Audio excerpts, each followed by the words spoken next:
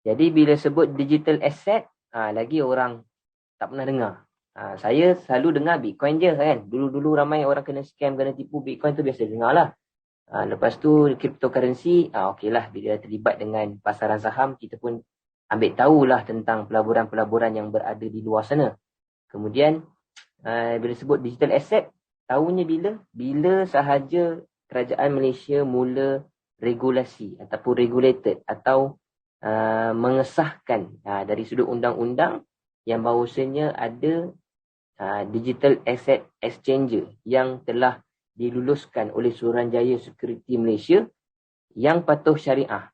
Lepas tu barulah dengar nama dia digital asset. Selama ni tak tahu pun digital asset ni apa. Okey.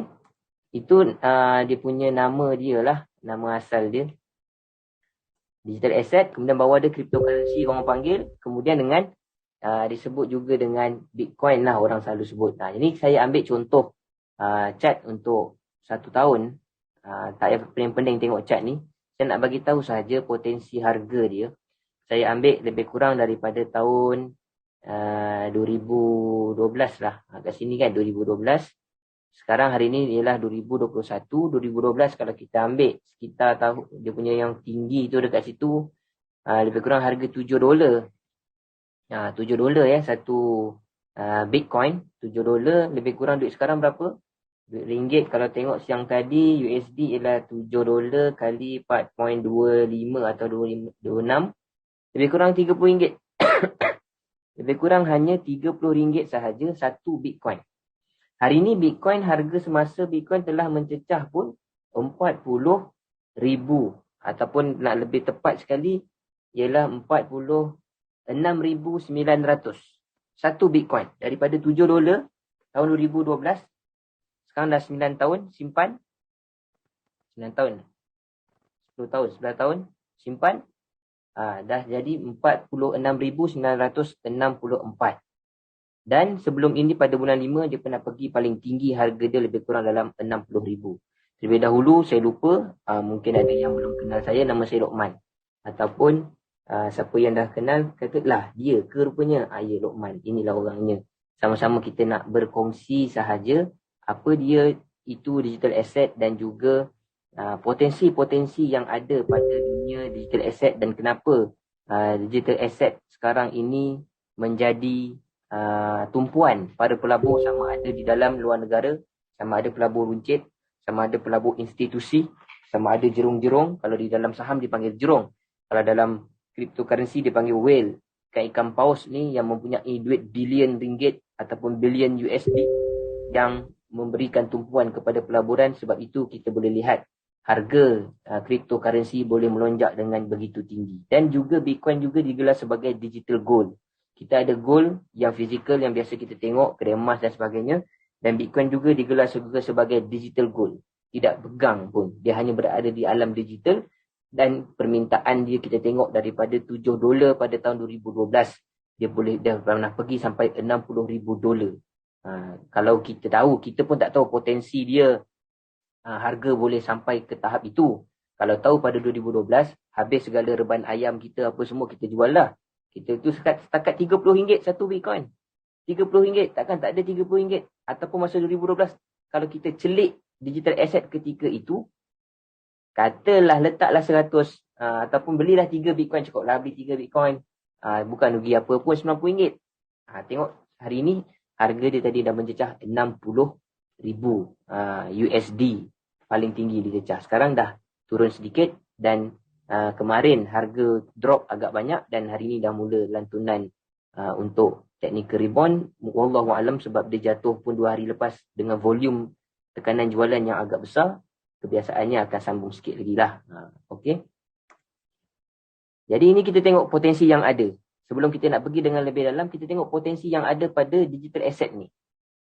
Dia punya harga dia ataupun return of investment dia, ROI ni begitu tinggi. Nak dibandingkan dengan instrumen-instrumen pelaburan yang lain. Kita tidak nafikan di luar sana ada banyak pelaburan-pelaburan jenis stock market, ada pelaburan emas, ada tanah, hartanah, apa semua tu ada masalah. Tapi ini adalah salah satu lagi cabang untuk kita mengembangkan duit kita. Nak teruskan pelaburan yang sedia ada dengan ASB tabung haji, dipersilakan. Bukan suruh keluarkan semua duit, jual semua rumah, tanah semua, emas, tak payah terlibat dah. Teruskan, ini kita pelbagaikan lagi pelaburan. Okey, ini kita boleh tengok bagaimana keadaan inflasi sebenarnya hakikat yang berlaku. Pada tahun 2010, kalau kita tengok lebih kurang lah RM10 boleh dapat barang lebih kurang banyak tu. Bitcoin sampai ke hari ni dah sampai tahap dah 60,000. 60,000 satu Bitcoin dah boleh beli satu biji kereta. Nak dibandingkan dengan dulu harga dia RM30.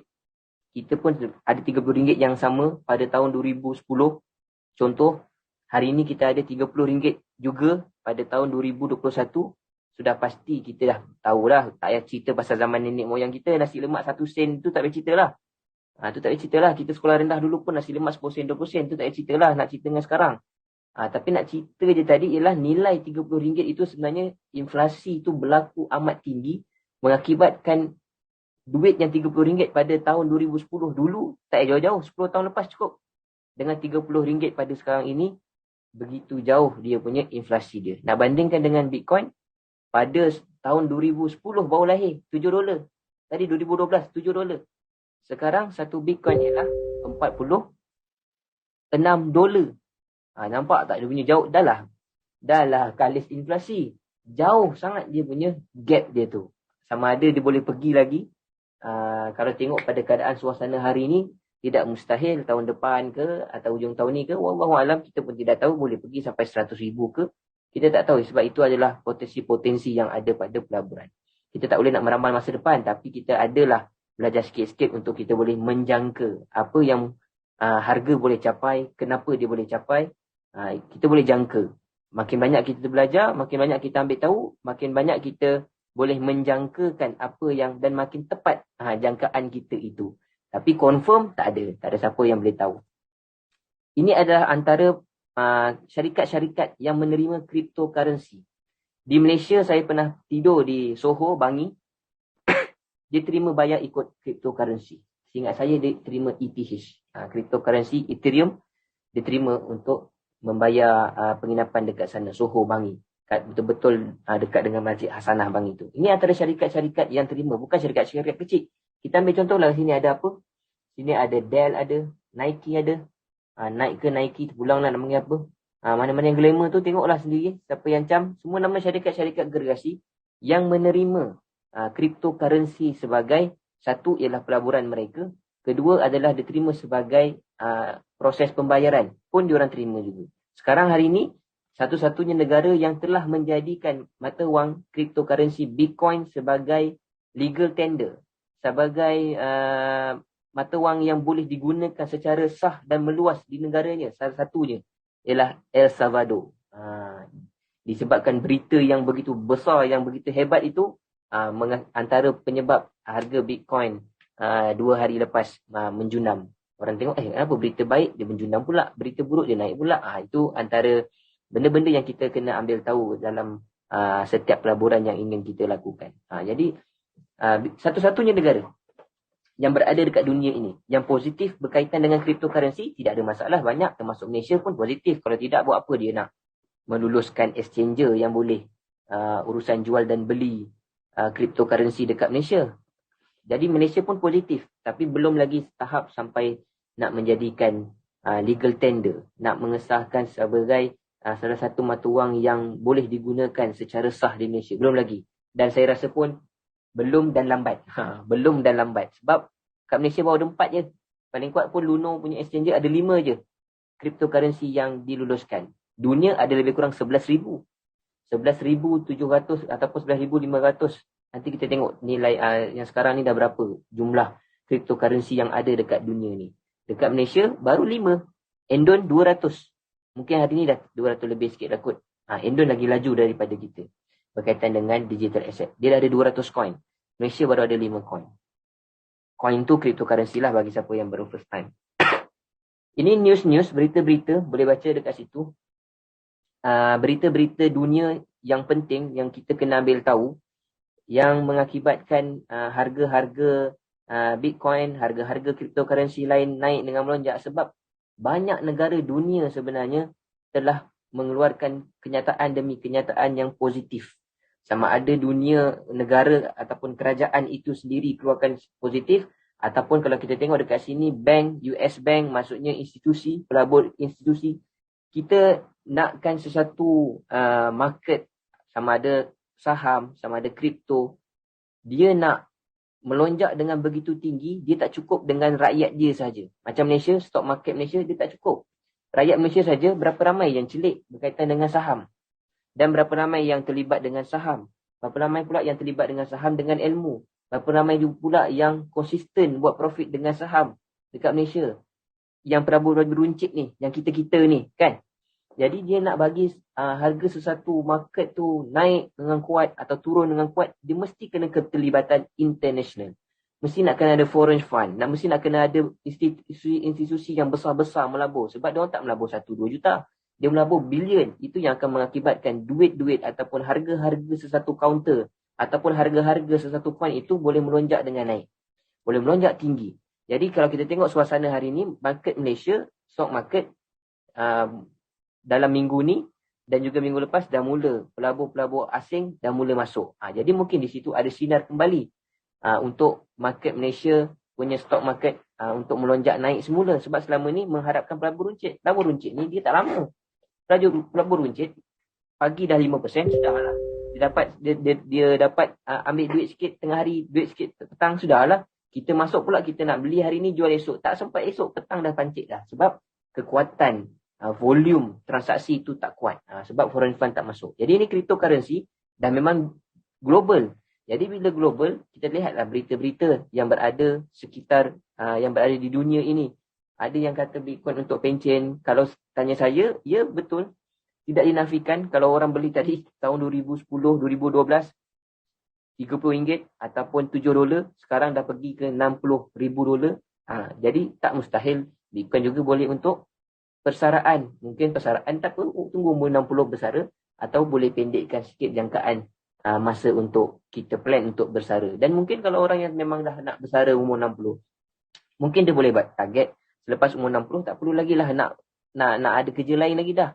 Dia tinggal menikmati dengan kehidupan yang ada, ataupun dengan keluarga, ataupun dengan ibadat kepada Allah Subhanahu Wa Taala. Untuk fokus itu saja. Kerja-kerja lain yang niaga ni tak payah nak rusing-rusing lagi dah, sebab dia dah ada pelaburan yang telah dibuat terlebih dahulu pada sebelum dia merancang persaraan dia. Dan Jerman juga dah mula, ni semua berita-berita lah saya ambil. Boleh rujuk Google je, berita berkaitan cryptocurrency, crypto market, semua ni ada. Dan kita boleh lihat, mungkin sebelum ni kita tak pernah ambil tahu dan tak nak tahu dan tak terlibat. Jadi kita tak kisah pun benda-benda berita-berita seputar ni. Jadi kita bila kita lihat pada hari ini berita-berita sekitar dalam luar ataupun dalam negara menceritakan tentang cryptocurrency, menceritakan tentang potensi-potensi yang ada. Bila pun news dunia keluar, news dunia dia bukan macam kita punya paper, bukan macam kita dekat Facebook. Berita sah ke tak sah ke, sahih ke tak sahih ke, hype ke tak hype ke, main share je kan. Tapi ni berita-berita berkaitan dengan dunia, kebiasaannya lah memang satu-satu pelaburan yang amat berpotensi. Ini Elon Musk, kalau siapa tak kenal, Elon Musk pengasas ataupun toke kepada Tesla. Bayangkan dia melabur dengan cryptocurrency iaitu Bitcoin sebelum ini dalam lebih kurang 3-4 bulan sahaja punya keuntungan mengatasi dia berniaga Tesla 10 tahun. Tesla harga setengah juta, 300,000, 400,000 dan setengah juta ke atas harga Tesla, kereta dia. Tengok, cuba search kat mudah. Ada tak ada jual kat Malaysia? Kalau ada mungkin 300-400,000 lah lebih kurang kot. Tapi harga baru dia sekitar itu, setengah juta. Dia berniaga kereta ni 10 tahun. Dia terlibat dengan Bitcoin 3-4 bulan. Keuntungan dia dengan Bitcoin lebih tinggi daripada keuntungan dia berniaga kereta 10 tahun. Bayangkan. Nak cerita potensi yang ada. Tapi dia tak tutup lah kedai kereta dia tu. Kan? Itu yang membuatkan dia menjadi jutawan ataupun orang yang terkaya dekat dunia sebelum ini. Sekarang ni mungkin dia dah drop sikit kot. Pencabar-pencabar terdekat sentiasa ada. Ini Elon Musk. Kita pun kena ambil tahu juga. Elon Musk ni sebab bila orang yang terkaya dekat dunia, 1, 2, 3 orang top top 5 terkaya dekat dunia. Bila dia sekali tweet saja, sekali dia keluar kenyataan saja, dia ni akan mempengaruhi pasaran. Kalau dia kata, macam contoh dia kata kan, if your friend aren't discussing success, stock dan crypto business, giving positive trade, you are in the wrong circle. Dia tweet macam tu pun harga crypto boleh naik. Tak payah banyak. Dia hanya type je, Bitcoin. Harga Bitcoin naik. Sebab dia orang yang amat berpengaruh dekat dunia ni. Jadi, ini juga boleh kita ambil sebagai satu berita-berita yang perlu kita ambil tahu untuk terlibat dalam cryptocurrency. Okey, sekarang kita nak cerita berkaitan dengan apa dia sebenarnya digital currency ni ataupun cryptocurrency atau apa lagi tadi sebut digital asset. Dia adalah salah satu currency, digital currency yang decentralized. Apa maksud decentralized ni? Decentralized ini ialah yang tidak dikawal selia oleh mana-mana kerajaan. Lawan dia centralized lah. Lawan dia centralized yang dijaga oleh kerajaan sebagai contoh RM kita, ringgit, USD dan sebagainya tu dikawal selia oleh kerajaan. Dan dia sebagai satu sistem ataupun satu peraturan regulasi yang perlu diikut undang-undang pada setiap negara. Akan tetapi decentralized ni tak ada. Decentralized ni ialah kita-kita ni yang membuat sistem, kita-kita ni lah yang telah menetapkan peraturan, kita-kita ni lah yang bertransaksi antara satu sama lain. Sebab itu, kerajaan di dunia ramai yang hanya positif berkaitan dengan digital asset. Sebab ada yang menganggap ianya mungkin sebagai pencabar kepada, dia tak nak bagi pencabar sebagai pencabar kepada USD. Dia tak nak jadi pencabar kepada RM. Sebab sebab decentralized ni, kalau tengok pada sudut cryptocurrency atau pada sudut currency, kita akan nampak begitu. Tapi kalau dari sudut menyeluruh, decentralized ni ialah dia tidak mahu ada orang ketiga. Apa-apa urusan dia tak nak orang ketiga. Sebab orang ketiga ni biasanya dia akan dekat situ dia akan, orang panggil apa? Dia potong kat situ. Situ dia akan kenakan fees. Sepatutnya daripada A boleh jual kat B, selesai. Tapi ada tengah bank. Jadi bank daripada A nak jual kat B tak boleh. A kena lalu orang tengah dulu. Orang tengah proseskan, ada fees je apa-apa semua. Harga elok RM10, lepas kat orang B dah jadi RM15. Dah jadi RM20. Itu bahasa mudah lah kalau nak bagi faham. Decentralized ni, dia tak nak orang ketiga ni. Jadi bila dia tak nak orang ketiga, agak-agak kerajaan setuju ke tak setuju? Sukar kerajaan nak setuju. Sebab kerajaan dia banyak jadi orang ketiga untuk rakyat dia. Untuk beli kereta ke, untuk berinteraksi nak bank nak simpan duit ke, apa pun, dia akan jadi orang ketiga. Macam contoh 3 exchanger yang ada dekat Malaysia. Telah pun dikenakan cukai. Maksudnya ada orang ketiga. Jadi cryptocurrency ni dia tak mau benda-benda tu. Sebagai contoh lagi, apa lagi decentralized. Hari ni dah ada, kalau siapa duduk Shah Alam perasan kan ada skuter warna purple tu. Kita tahu tak toke dia siapa? Tak tahu. Skuter tu merata bersepah letak kat tepi jalan. Kita nak pakai, kita kena download app, kita scan QR code situ, kita bayar, kita daftar, bayar, terus skuter tu boleh hidup dan kita boleh bawa. Itu decentralized. Tak payah nak jumpa siapa. Atau kereta sewa, Soka. Kan saya suka bagi contoh, kereta sewa, Soka. Soka, siapa yang perasan, kereta dia semua warna putih, pun sama juga. Melalui app saja, kita scan QR code, kita daftar dan sebagainya, pilih kereta nak apa, BMW ada, Mini Cooper ada, Honda ada, Toyota ada, semua ada, boleh pilih, tapi semua putih. Harga kita boleh check semua kat situ, setuju, pergi, katalah, okey, dia letak kereta tu dekat Plaza Masalam. Okey, kita pergi ambil kat Plaza Masalam, pergi kat sebelah kereta, tekan unlock. Boleh buka kereta dan terus boleh start dan jalan. Perlu orang ketiga? Tak perlu. Itulah dunia hari ini yang teknologi pada di masa akan datang. Nak tak nak, kita harus terima. Percaya satu hari mesti akan terima dalam keadaan mereka terpaksa bekerjasama. Saya suka bagi contoh pihak bank. Pihak bank sudah tentulah tak setuju. Lepas ni orang dah tak simpan duit dengan dia. Kan, perjanjian dah tak ada. Orang dah tak simpan dengan dia. Sekarang semua melalui. Jadi bank boleh, tidak ada masalah. Orang buat perjanjian sewa beli dengan pihak A dengan pihak B, buat sewa beli berkaitan dengan kereta. Macam Soka tu. Kan, lambat bayar sikit, bank lock je. Bank lock je terus pakai teknologi blockchain yang ada pada decentralized yang ada pada teknologi blockchain ni. Dia guna je. Dia tekan situ. Kita lambat bayar 1 bulan ke, atau perjanjian kata 3 bulan tak boleh lambat. Tuan kereta tak boleh nak buka kereta. Itu teknologi-teknologi di masa akan datang. Saya yakin dan percaya benda tu akan terjadi. Sebab soka tu boleh je buat. Lepas ni perjanjian baru. Sebab sekarang yelah orang tak nampak lagi kan. Jadi bila dah meluas cryptocurrency, kerajaan terpaksa menerima. Jadi mereka akan terpaksa bekerjasama dengan teknologi. Kalau tidak, dia akan ketinggalan ke belakang dan negara ataupun sesuatu komuniti itu tidak akan maju. Dan ini Bitcoin asalnya. Dia nak menyelesaikan masalah transaksi. Peer-to-peer, sistem barter, sistem transaksi.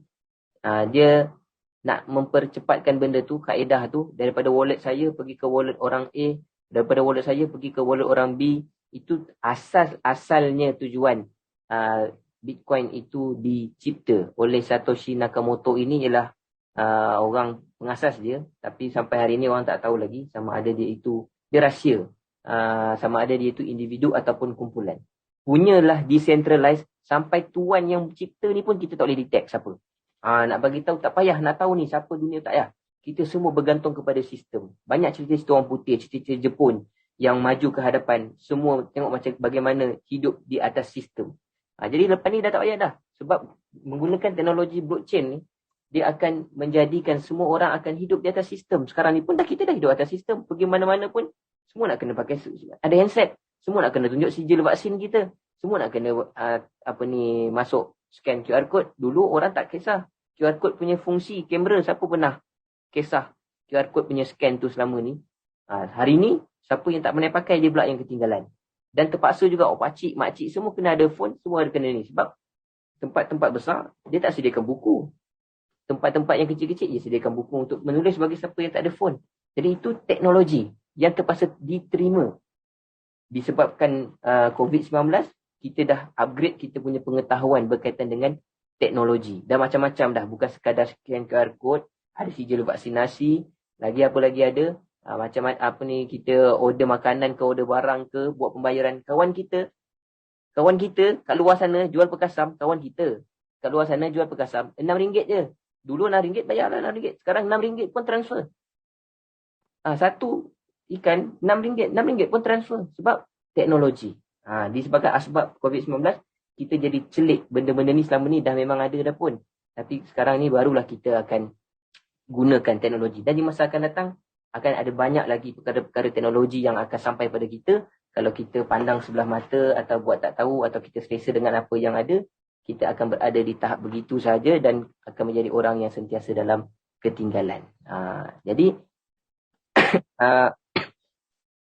saya sebut-sebut tadi blockchain tu apa, blockchain tu apa, blockchain tu apa. Blockchain tu, dialah yang menjadi perantara. Bahasa mudahnya, dialah jadi perantara. Sebelum ni, perantara ni siapa perantara ni sebelum ni? Bank. Perantara ni sebelum siapa? Daripada A, nak bayar perkasam tadi, RM6, transfer ke bank saya. A, sender, receiver sini. Ini pembeli, ini saya. Saya pula ya. Orang luar sana. Orang luar sana tadi tu perkasam sini jual. Jadi nak transfer melalui bank. Memanglah sekarang kita tengok transfer A pergi ke sini terus. Hakikat dia melalui sistem bank. Bank punya sistem akan menerima kita punya kod lah, kita punya sistem apa semua. Kita nak transfer berapa ringgit dan sebagainya. Kemudian apa lagi? Mengesahkan betul kita lah orangnya, bukan third party yang buka akaun kita apa semua. Sah. Okey, betul tak receiver ni akaunnya, betul tak orang ni, wujud tak akaunnya? Kalau tak wujud, dia akan patah balik duit. Kalau wujud, okey, dia akan teruskan dan sebagainya. Kemudian barulah sampai dekat receiver. Itu orang tengahnya. Sekarang orang tengah tu kita dah tak ada. Sekarang orang tengah tu dah tak ada, diganti dengan blockchain. Macam mudahnya, digantikan dengan blockchain. Blockchain ni pula ketelusan dia ialah sekali dah terpatri sejarah dekat situ, tidak boleh diubah. Sekali terpatri kat sejarah kat situ, tidak boleh berubah dan semua orang boleh akses. Semua orang boleh tengok asal nampak sahaja dia punya transaction ID. Tapi tak tahu sender ni siapa, receiver pun tak tahu siapa. Sebab ini kita nak mengelakkan keselamatan. Kalau sekarang ni kita tahu kan, orang bank boleh detect. Kan nombor telefon kita tak mana-mana tahu, orang insurans lah, orang itu semua. Habis tersebar dah nombor telefon kita, tak mana-mana dah pergi. Tapi dengan teknologi blockchain, walaupun sender pergi ke receiver, tetapi tak tahu address tu siapa punya. Siapa yang bagi, siapa yang terima, kita tak tahu. Sebab itu kita kena pastikan sekiranya kita menggunakan teknologi blockchain, address tu tidak boleh salah. Kalau address itu salah, dia akan lost terus. Dia akan lost terus. Kecuali kita tersalah address dan kita tahu address tu siapa punya. Oh, CB punya. Kita pergi tanya CB, masuk tak saya punya Bitcoin situ? Patutlah ada tiba-tiba Bitcoin masuk. Okey, itu saya punya tu salah address. Transfer balik, selesai. Tapi kalau tak tahu siapa punya address, dia akan lost. Sebab kita tak ada third party nak call help center. Kata siapa je saya punya ni, tak ada. Sebab itu adalah sistem. Kita kena hidup dalam sistem. Tatoran manusia jadi straight terus. Kan? Islam tu dah ada sistem, tapi kita yang konak-konak. Ini sistem yang dah dibuat dalam teknologi blockchain. Sekali dah terpatri, tidak boleh. Tidak ada maaf bagimu. Terus sahaja. Macam contoh tadi kan. Dengan teknologi blockchain, ada juga tercipta dekat situ smart contract. Smart contract tu bahasa mudahnya, saya nak bagi contoh tadi macam SOCA tadi. Kan? Bila dah sekali terpatri perjanjian kita antara kita dan Pro2. Contoh. Kita dengan Pro2 dah setuju jual, beli macam mana apa semua. Okey, kita setuju menggunakan smart contract. Menggunakan teknologi blockchain. Okey, selesai.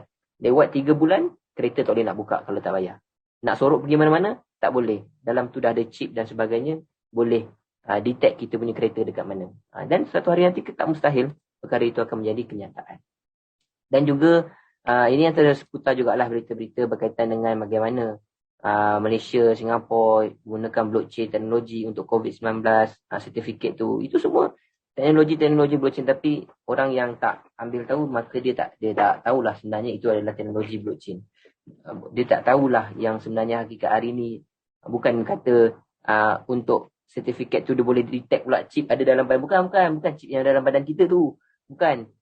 Sertifikat tu macam mana dia boleh on the spot. Kalau kita tengok kan, siapa yang pakai vaksin, siapa yang dah lengkap kan, dia boleh kat situ. Lepas tu dia boleh, kita sekarang ni dah ada check in check out pula. Itu semua boleh menggunakan, diselesaikan dengan teknologi blockchain yang ada pada dunia hari ini. Dan salah satu tadi teknologi blockchain yang ada adalah pada cryptocurrency. Okey. Kemudian kita tengok bagaimana pula kita nak mendapatkan Bitcoin. Bagaimana kita nak mendapatkan Bitcoin. Ada apa-apa pertanyaan, persoalan, boleh tanya dekat chat. Saya tengok chat, saya boleh baca. Kalau ada pertanyaan, persoalan, tak ada masalah. Kita ada soalan. Kita ada soalan Okey. Bagaimana kita boleh nak dapatkan Bitcoin? Satu adalah berkaitan kita boleh menggunakan dengan transaksi. Transaksi. Untuk saya sekarang saya tak ada. Bitcoin saya tak ada. Tapi kalau siapa-siapa nak guna, saya ada berniaga ke dan sebagainya, bayar saya tak nak pakai RM. Saya nak pakai Bitcoin. Itu contoh pertama cara kita boleh mendapatkan Bitcoin. Orang akan bayar menggunakan Bitcoin. Nilai berapa? Katalah 0. Takkan nak bayarlah 1 Bitcoin kan? 40,000. Mungkin 0.0001 Bitcoin. Okey, bayar. Jadi saya dah ada kat situ digital asset saya dah ada dekat situ yang berbentuk Bitcoin. Atau yang kedua ialah melalui digital currency exchanges. Kita ada exchanges, kita ada platform, kita ada apa lagi panggil, nak bagi orang faham, orang yang first time takut tak faham. Exchanger tak faham. Penguruk wang berlesen. Kan? Penguruk wang berlesen yang dekat mall-mall tu, dia exchanger lah. Itu kan exchanger. Tempat kita tukar mata wang. Tapi ni sekarang dijadikan dalam bentuk apps dekat telefon. Dijadikan dalam bentuk app dekat telefon. Exchanger tu kat situ untuk kita memiliki digital asset ataupun memiliki Bitcoin. Kita nak jual, kita nak beli digital currency ni dekat dalam exchanger tu. Itu cara kedua kita boleh dapatkan. Cara ketiga melalui mining. Melalui mining. Melombong bahasa Melayunya senang je, melombong. Apa ni benda-benda melombong ni? Senang. Macam mana orang sekarang emas-emas yang berada di tangan isteri kita, di tangan yang puan-puan yang ada pada malam ni, macam mana dapat dia? Beli. Macam mana dia yang kedai tu boleh beli? Mungkin ada dia punya tempat dia nak melombong apa semua kan? Dia ada dapat dekat dia punya tempat melombong. Macam mana orang tu melombong? Melombong lah kan? Dia melombong, dapat emas. Melombong, dapat emas. Itu emas dalam bentuk fizikal. Dan hari ni sampai dekat kita dah berbentuk barang kemas. Yang ini Mining dalam teknologi. Menggunakan software, menggunakan hardware. Ini kalau yang siapa yang menggunakan hardware, bahasa mudahnya apa lagi nak bagi faham lagi. Hardware ni, kalau tengok berita-berita kalau kat Malaysia lah, banyak yang haram je. Sebab mereka curi elektrik. Yang salahnya orang tu curi elektrik, bukan salah Bitcoin. Tapi orang baca berita je, Bitcoin dirampas, mesin Bitcoin dirampas. Jadi orang jadi negatif kat kepala otak dia. Padahal dia tak baca pun isi dalam tu. Baca dekat tajuk je dah, Bitcoin ni scam lah, apalah buat Bitcoin. Tengok baca kenapa dia kena tangkap. Sebab mencuri elektrik.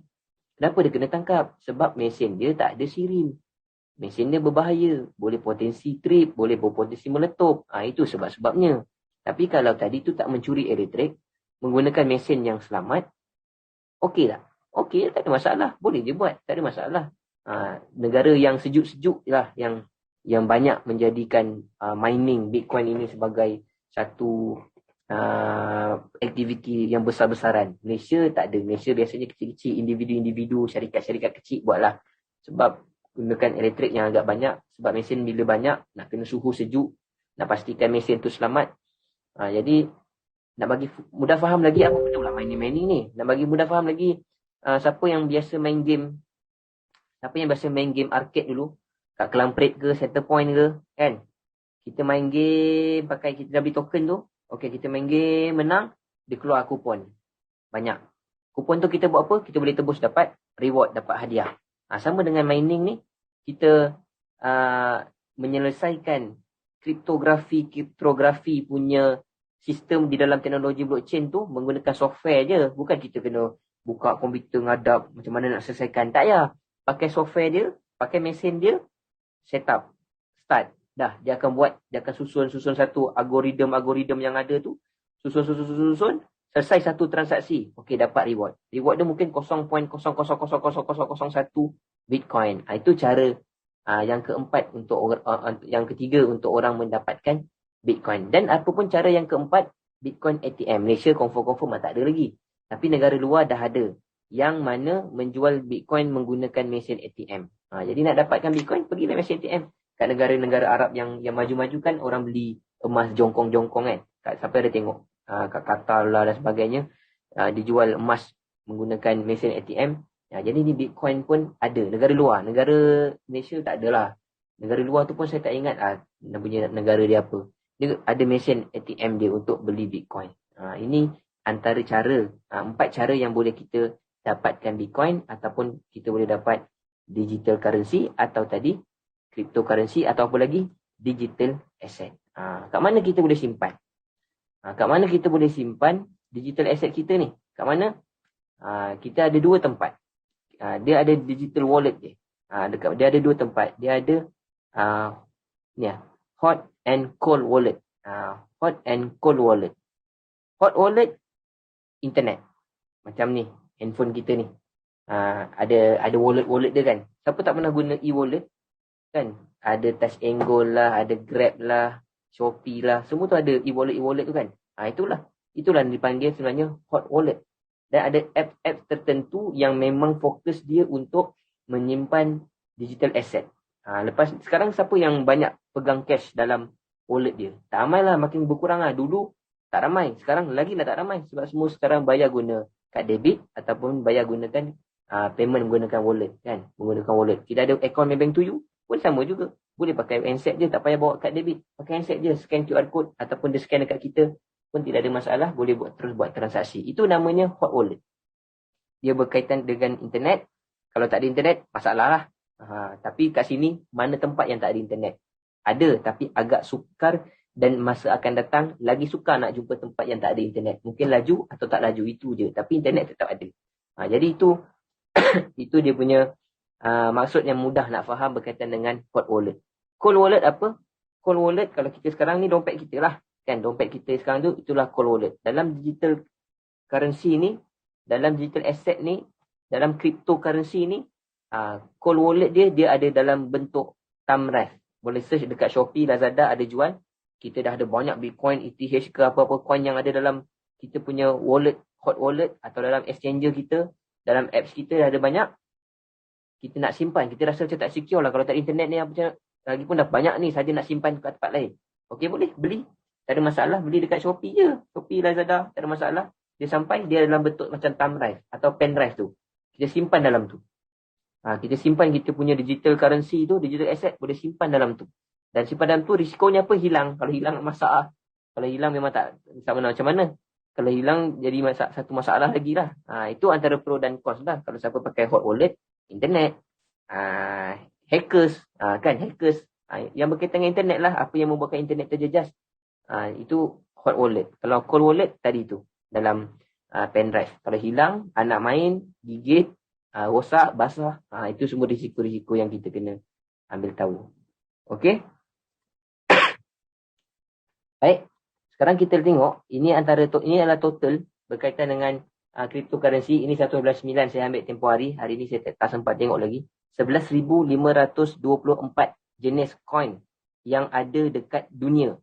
Bitcoin itu satu tadi tu, baru cerita bab Bitcoin. Belum cerita lagi yang 11,523 coin yang lain. Belum cerita lagi. Itu baru Bitcoin secara asas saja. Belum secara belum secara detail. Baru secara asas saja. Dan jangan risau, kita ada iklan aja minum air. Kita ada third party yang telah pun memudahkan urusan kita bagi mereka yang Muslim untuk lihat kripto yang berlandaskan patuh syariah. Dia dah kaji syarikat dia buat apa bisnes dia, kenapa diwujudkan digital asset ni. Ada 50, sekarang dah 53 kot ke 54. List kripto daripada 11,000 tu macam mana nak beli ni. Siapa terlibat dengan stock market 700 lebih counter patuh syariah pun dah pening kepala nak pilih. Ini ada 11,000. Macam mana nak pilih? Okey, dah short lagi. 50 je yang patuh syariah. Yang lagi 50 tu haram ke? Dia tak dapat lagi. Dan dia tak mendapat regulasi. Jadi kita kena kaji sendiri yang baki tu. Kita kena kaji sendiri. Buat kajian yang menyeluruh berkaitan dengan patuh syariah koin-koin yang lain ni. Sekiranya dengan hasil kajian kita menyatakan itu tidak terlibat dengan terutama yang unsur arak, judi, keganasan, apa lagi. Dan seangkatan dengannya yang boleh merendahkan martabat dia daripada halal, daripada syariah kepada syubhah ke. Syubhah pun kita tak ambil lah. Kita ambil yang halal je. Jadi yang syubhah pun tak ambil. Kita ambil yang halal. Kalau tak termasuk dalam list ni. Kalau kita malas-malas nak kaji, 50 ni pun tak menantangan nak beli, cukuplah yang ada dalam ni pun dah memadai untuk kita menggunakannya. Dan ada sumber, tadi tu sumber pertama, boleh tengok dekat dalam Islamic Finance Guru. Dekat sini dia ada listkan dan kenapa hujah dia mengatakan dia halal, kenapa hujah dia mengatakan syubhah, kenapa dia kata haram, kat situ ada hujah dia. Dan yang kedua ada Crypto Islam. Crypto Islam ni dalam bahasa Arab. Ada channel Telegram dia. Boleh tengok. Dia terangkan. Semua dalam bahasa Arab. 100%. Boleh join Telegram dia tu ni. Islam Crypto ni. Boleh tengok dekat dalam tu. Kenapa dia terangkan berkaitan dengan syubhah. Kenapa jadi syubhah, halal dan haram dan sebagainya. Itu antara sumber kita lah. Kenapa kita nak menggunakan. Kenapa kita nak terlibat dengan cryptocurrency. Bukan hanya sekadar kita nak keuntungan main sebat dia mana-mana coin. Tak ada.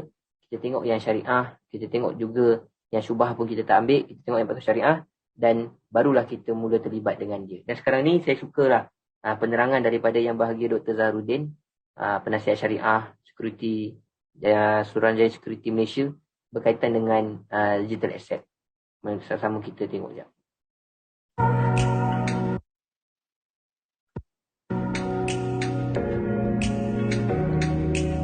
Okay, Alhamdulillah. Doktor, saya juga ada terima soalan daripada kita punya fan yang banyak tanya berkenaan especially yang forex trader ni lah. Okay, sebab kita pun faham pada forex ni dia jatuh pada barang ribawi kan. Okay, mungkin doktor boleh explain tak apa itu sebenarnya barang ribawi dan macam mana yang kita faham Bitcoin, digital currency sekarang ni boleh patuh syariah sebab dia bukan barang ribawi. Baik, jadi barang ribawi ni kita bukan ambil pick from thin air. Kita ambil daripada hadis Nabi. Yang mana hadis sahih Muslim yang menyebut az-zahabu bil-zahabi wal-fiddatu bil-fiddati wasya'iru bil-sya'ir wal-bur bil-bur wat-tamru bil-tamri wal-milh bil-milh yadan biyadin idza ikhtalaf yadan biyadin mithlan bimithrin fa idza ikhtalafatil ajnas fabi'u kaifa syi'tum. Itu bahasa Arab dia. Iaitu Nabi kata apabila kamu tukar emas dengan emas, perak dengan perak, atau gandum dengan gandum, barley dengan barley, garam dengan garam, tamar dengan tamar. Jadi ada 6 item Nabi sebut. Kemudian Nabi berikan dia punya prinsipal. Prinsipal dia, kalau kamu tukar benda ini, 6 perkara ni di antara dengan jenis yang sama, hendaklah kamu observe satu, Nabi kata yadan biyadin, iaitulah mesti on the spot basis. On the spot basis maksudnya hand to hand dalam bahasa Inggeris, ataupun saya bagikan sekarang, Cik Izzah bagi saya sekarang. Jadi itu persoalan tentang boleh macam mana barang ribawi masuk. Pertanyaan tadi adalah bagaimana Mata wang digital tak? mata wang digital. Mata wang Okay. digital. Mata wang digital sekarang ni bila mana dilihat dia tidak menjadi mata wang digital. Dia tidak menjadi mata wang. Walaupun disebut cryptocurrency, tapi dia bukan currency. Sebenarnya macam Satoshi Nakamoto sebut dalam white paper dia untuk Bitcoin, dia tak ada apa sebut dia sebagai currency. Dia sebut ada peer to peer untuk pembayaran kan. So jadi dia pun tak sebut sebagai currency. Yang sebut currency ni kita pun tak tahu siapalah. So jadi adakah dia currency atau tidak? Majlis Suruhanjaya Security tahun 2020, Majlis Fatwa Perlis dah bincang tahun 2018. Kita bersetuju, dekat Perlis lagi kita dah setuju mata wang cryptocurrency bukan mata wang. Dia adalah aset digital. Aset digital ni maksudnya dia ada nilai yang tersendiri pada orang yang menghargainya. Dan dia bukan mata wang. Sebab apa? Sebab dia satu, dia bukan legal tender. Dia bukan dikeluarkan oleh negara. Satu. Jadi oleh kerana itu kita tak nak bahawa nanti dia menyaingi pula ringgit Malaysia dan seumpamanya. Yang kedua, dia tidak widely accepted sebagai wang. Sebabnya kalau kita pergi dekat kedai-kedai, kita kata nak bayar kopi ni pakai Bitcoin boleh? Tak boleh. Kita pakai ringgit. Kemudian dia juga tidak cukup syarat untuk di-referkan kepadanya nilai. Mata wang punya ciri adalah store of value, unit of account. So jadi Bitcoin bukan unit of account. Maknanya kita tanya, okey, kamera ni berapa Bitcoin harga dia? Kita tak tanya tu. Kita berapa harga dia? Harga dia 8,000 contoh. Kita kata harga dia adalah 0.001 Bitcoin. Tak ada. So jadi dia tak cukup syarat. Bukan legal tender, dia bukan store of value ada, tapi unit of account tak ada. Jadi atas sebab itu dia tidak dianggap mata wang. Dia anggap aset.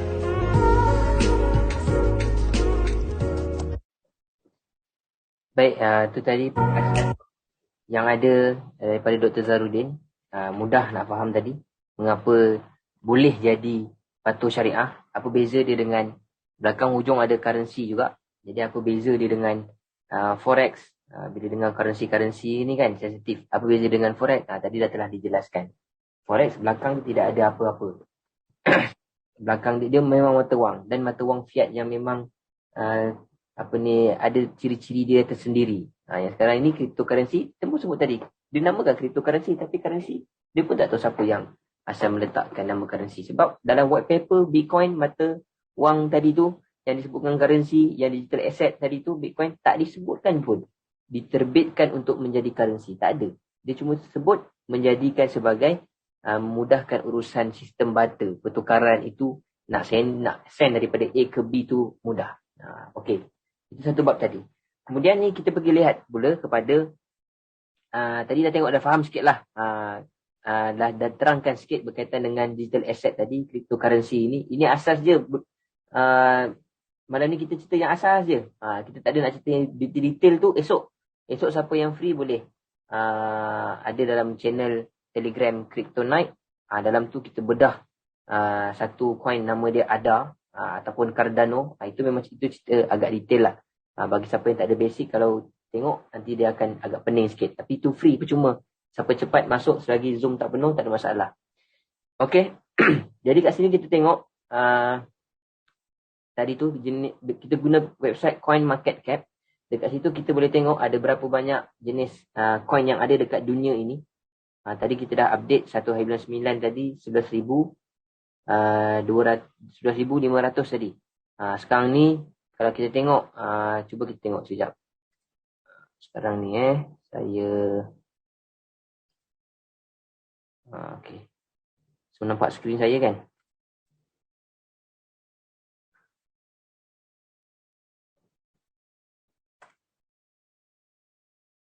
Kita tengok sekarang ni 11,783 jenis kripto yang ada dekat dunia. Exchanger pula ada 405 jenis exchanger, jenis platform yang boleh digunakan. Malaysia baru bagi 3 je. Itu pun kalau kita tengok Malaysia punya yang dibagi oleh kerajaan adalah yang 3 tadi berada dekat ranking nombor berapa. Pertama yang kalau ada Luno, siapa biasa siapa biasa pakai Luno, siapa yang terlibat, siapa yang dah pernah terlibat, dia biasa dengarlah Luno. Sekejap, bateri laptop habis. Okey, dia pakai Luno. Atau yang kedua, Tokenize. Atau apa lagi, Synergy. Antara 3 yang top tu lah. Top 10 dia ada tak? Top 10. Top 10 pun tak ada. Kat mana dia? Di mana dia? Ranking nombor berapa dunia ni? Mana tu? Sampai 30 pun tak jumpa. Biarlah dia tak jumpa. Okey. Jadi kita tak ada masalah. Siapa yang nak menggunakan platform digital exchanger tu tidak ada masalah. Yang nak gunakan 3 tu ahlan wa sahlan, tak ada masalah. Saya pun masih ada lagi simpan Bitcoin dekat sana. Dekat Tokenize saya masih ada lagi simpan. Lain-lain semua saya dah masuk dekat global punya exchange. Kat Binance ada sikit, dekat global, dekat Huobi Global lah saya simpan itu sebab coinnya ada banyak pilihan. Daripada 11,000 ni, kalau tengok daripada 11,000 dia ambil berapa coin yang ada? 346. Jadi daripada 11,000, tak payah saya nak gaji banyak 11,000 ni.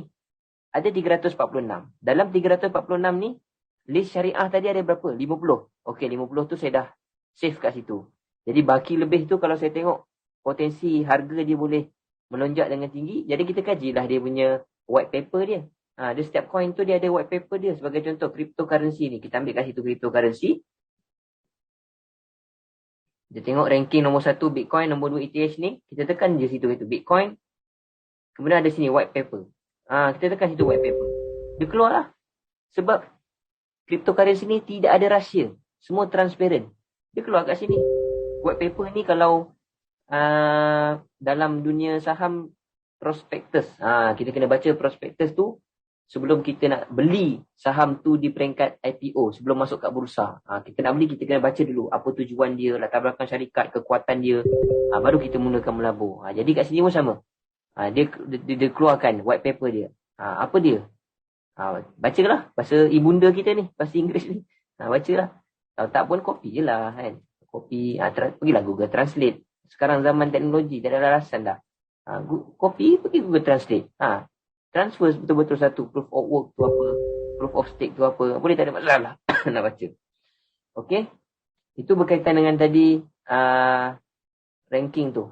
Dan kita tengok tadi exchanger yang kita pakai. Kalau bersama kami pakai nombor 2 dunia. Nombor 1 dunia dah tak boleh buka akaun baru dah. Rakyat Malaysia tak boleh nak buka dah. Tapi untuk nombor 2 dunia boleh buka. Alhamdulillah. Untuk ini, Huobi Global. Kita menggunakan platform Huobi Global untuk kita berdagang. Untuk kita jual dan beli cryptocurrency ni.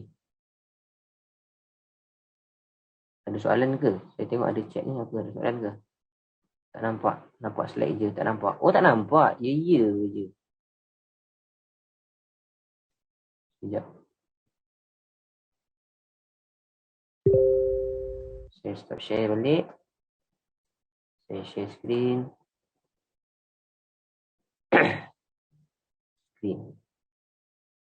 Share.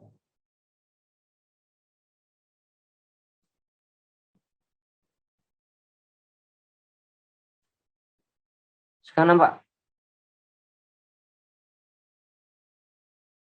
Boleh komen dekat chat. Sekarang nampak tak?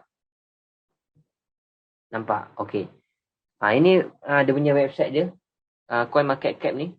Kalau kita tekan dekat sini cryptocurrency, dia akan keluar senarai coin-coin yang ada dekat dunia mengikut ranking. Kalau kita nak tengok latar belakang dia, mudah je. Kita tekan sahaja Bitcoin dekat sini. Kemudian dia ada white paper sini. Kita tekan white paper, dia akan keluar tadi yang saya sebutkan tadi dengan dia punya tujuan dia dicipta. Tujuan dia dicipta. Kenapa dia cipta. Semua ada dekat sini. Mudah je. Transparent. Tidak ada masalah. Atau tadi kita boleh tengok exchanges pun kita boleh tengok kat situ. Sekarang ni kat dunia ada 11,783 jenis kripto. Exchanges ada tadi 405. kita pakai, kalau tak nak, kami menggunakan yang nombor 2 ranking. Ranking nombor 2 dekat dunia. Ayat pun dah terbalik. Ranking nombor 2 dekat dunia. Huobi Global. Kita akan guna yang itu. Okey. Jadi paparan dia, kalau siapa yang menggunakan headphone, paparan dia begini. Paparan dia begini. Siapa yang menggunakan phone, mudah kita boleh tengok dalam 24 jam. Ini dalam 24 jam. Kalau kita tengok kat sini, coin yang dinamakan dengan Sushi. Coin yang dinamakan dengan Atom, Dot, Sol, Zen, Z. Ini semua nama-nama coin lah. Yang patuh syariah. Saya dah buat favorite untuk saya. Yang dah patuh syariah, saya senang. Saya tak payah nak tengok banyak-banyak tempat. Nak pergi tengok website, tak payah. Saya sekali buat je. 50 tu, okay, semua saya jadikan saya punya favorite. Dan tengok dia punya ini 17.40 ni 2 tahun punya persen bukan. Ini 24 jam punya persen. 24 jam punya persen satu hari 17.40%. Kalau letak RM100 tadilah 17.40. Mungkin ada yang dah biasa tunggu 1 tahun 5%, 1 tahun 3%, dah biasa tunggu, tapi dekat cryptocurrency potensi dia ini boleh dapat. Bukan kata confirm, tak ada. Tak ada confirm dalam pelaburan. Ini potensi-potensi yang ada. Ada je 2%, tapi ni yang sehari lah. Ni semua sehari-sehari punya lah ni. Bukan sampai nak kena tunggu 1 minggu, nak tunggu sebulan, 2 bulan, tak je. Ni sehari je. Dan juga ada juga kelebihan kenapa kami pakai juga, dia pemurah. Dia boleh bagi dekat kita cashback balik. Contoh, siapa yang rajin, siapa yang pakai sendiri. Siapa yang rajin, dia nak bagi orang pakai dia punya, siapa yang nak terlibat juga, dia bagi link dia. Register free, tak ada masalah. Register free, Huobi ni. Register dia free. Pakai link kawan tu, tengok kawan tu ditetapkan. Kalau macam saya cashback ni 10% saya akan bagi balik pada orang yang menggunakan link saya. Contoh, terpulanglah tengok kawan-kawan masing-masing lah. Dia gunakan berapa. Dan ini tak menjadi kewajipan pun. Ambil daripada transaction fees, bukan ambil daripada keuntungan kita. Huobi akan kenakan 0.2% setiap kali jual atau beli. Daripada 0.2%, ada 30% dia akan bagi sebagai cashback. Jadi, saya ambil 20, 10 saya bagi balik kepada orang yang guna link saya. Jadi, dia akan tengoklah nilai USD dia naik. Kenapa ni aku trade tapi naik? Oh, rupanya dapat 10% daripada charge tu saya bagi balik. Kalau tidak, boleh je ambil 30%. Saya nak semua pun boleh. Nak bagi 10 pun boleh. Nak bagi 15 pun boleh. Ikut kita nak tetapkan berapa. Kat situ ada dia punya setting dia. Ini saya tunjuk dalam tempoh 1 tahun.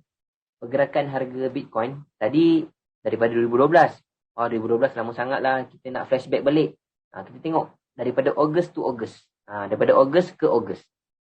Daripada harga dia sekitar 12,000. Sekitar 12,000 USD. Pergi tadi paling tinggi saya bagi tahu tadi dalam 60,000 USD. Pernah cecah juga sampai ke 64,000 USD satu Bitcoin, dan kemudian dia turun ke bawah. Dia crash. Crash bagi mata wang, bagi cryptocurrency, istilah crash dia jatuh dalam 50-60% ke atas baru dia crash. Kalau takat 20%, takat 15%, itu sekadar pullback saja. Dia sekadar pullback saja, nampak tu satu batang merah ni. Ini dah tentu 50% ni kot. Satu dia naik balik. Ini je. Ini je betul crash. Tapi fasa crash dah berlaku. Crash tak berlaku hari-hari. Crash tak berlaku setiap bulan. Dia 3 tahun, 4 tahun sekali. Kemudian ada pullback yang kuat. Itu je. Tapi crash, sebab crash tu apa? Selepas dia jatuh, dia tak naik terus. Ini dia jatuh atau dia naik. Ini dia jatuh, dia naik. Dia jatuh, dia naik. Ini dia jatuh, dia naik. Semua jatuh, naik.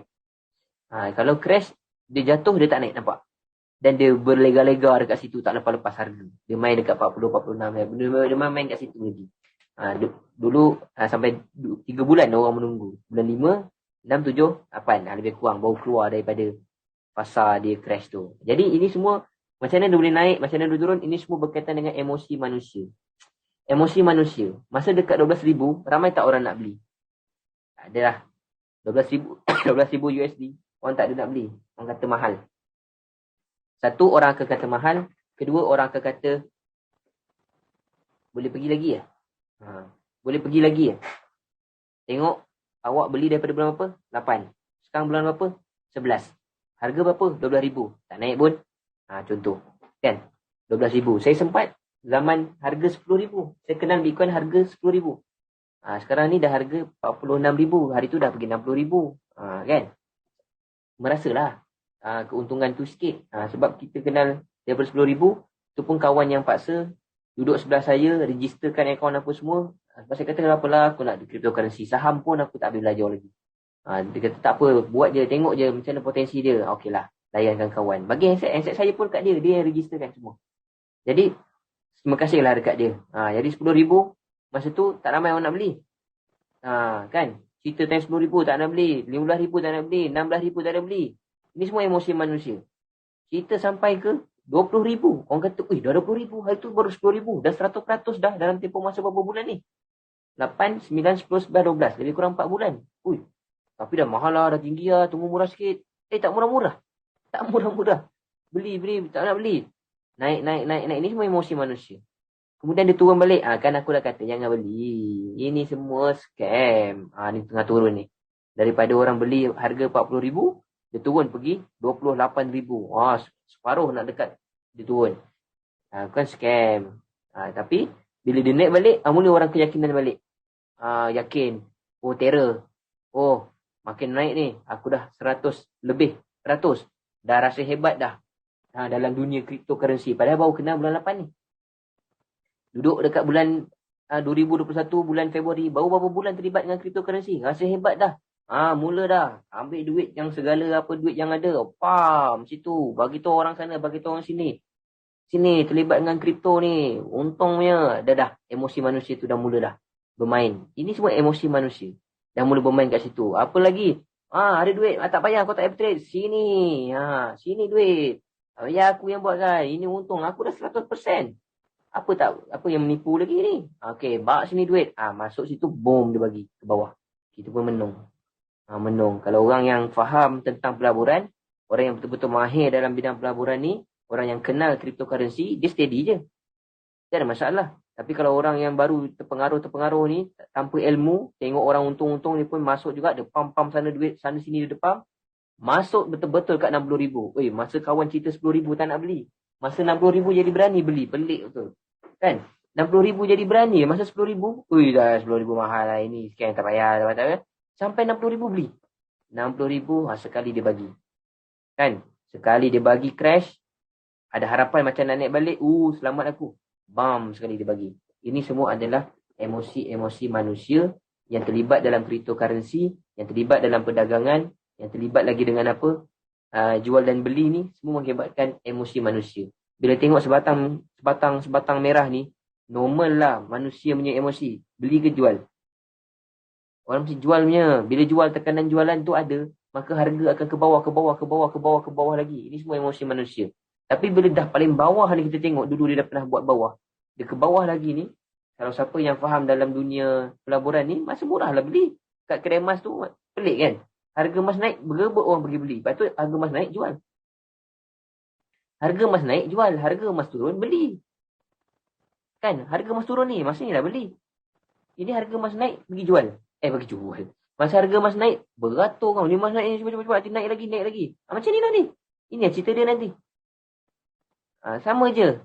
Ini semua emosi. Yang menggerakkan harga, bukan memang betul-betul berkaitan dengan kualiti barang tu. Tetapi supply dengan demand, permintaan yang tinggi. Kadang barang tak ada kualiti pun, tapi permintaan tinggi, harga dia boleh melambung naik. Disebabkan emosi manusia.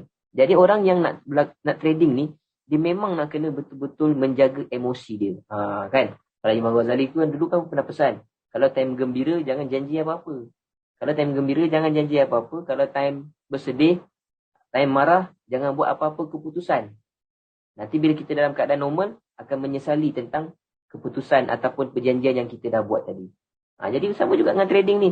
Tapi orang jarang nak bawa pesan-pesan kita punya hujatul Islam ni ke dalam kehidupan seharian. Jadi orang akan terpengaruh lah ni.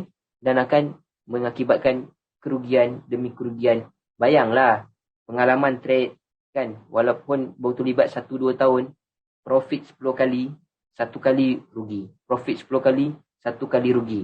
Mana tak yakin? Mesti yakin punya. Bila yakin, takkan nak trade dengan modal yang ada, tambah lagi. Tak cukup tambah, bawah meja. Tak cukup lagi, tengok kat dapur, apa lagi yang benda boleh jual. Tambah.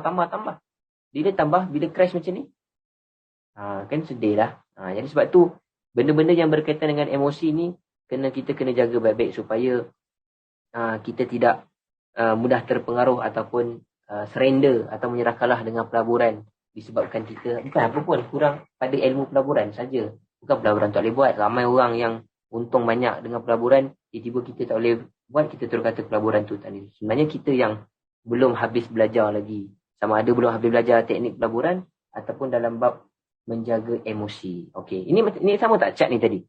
Lebih kurang sama. Nampak ni emosi manusia? Kat sini orang tak berani.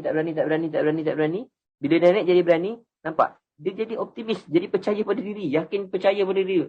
Dah jadi memang tahap tertinggi punya kepercayaan, taksub kepada diri sendiri ni. Oh, hebat aku ni. Collect lagi duit. Dulu orang dulu kan, orang Melayu kita dulu tahun 90-an kan, saham 97 lebih kurang nak crash tu. Apa yang buat? Dia collect duit orang kampung ni. Duit kawan ni, naik ni. Berapa ramai terkena masa tu. Sebab, ni pergerakan ni. Jadi bila dah kat sini tak nak beli, bila harga turun mulai cemas, bila turun lagi dah menyangkal, tak ada, aku hebat lagi ni. Tak ada, ini rehat sekejap ni, nanti naik balik ni. Dia turun lagi, mula takut. Dia turun lagi, putus asa. Dia turun lagi panik. Dia turun lagi, dah mula. Nak cut loss ni, dah banyak rugi. Dah jual ni duit orang kan, macam mana aku nak. Dah mulalah ke sini. Lepas tu, bila naik sikit, ulang balik, optimis, temu optimis balik. Macam tu, recycle. Sebab tu bagi mereka yang tak dapat nak kawal emosi dia agak sukar sikit kekal dalam bidang pelaburan. Nak menguruskan pelaburan sendiri. Kalau suruh tabung haji, suruh ASB, lainlah. Itu setahun sekali, tak apalah. Itu ilmu yang kita ada kan. Kita bukan menidakkan orang yang begitu, tak ada masalah.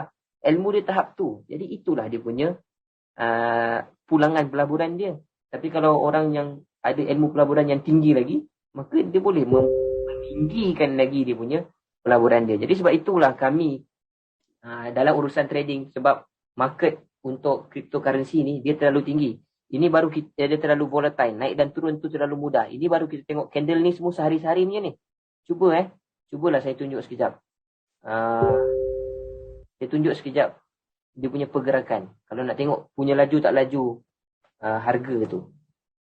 Sekarang nampak skrin saya share tak? Nampak slide ke nampak web? Boleh komen? Siapa yang ada? Nampak? Okey, nampak hobi. Okey. Boleh tengok kat situ.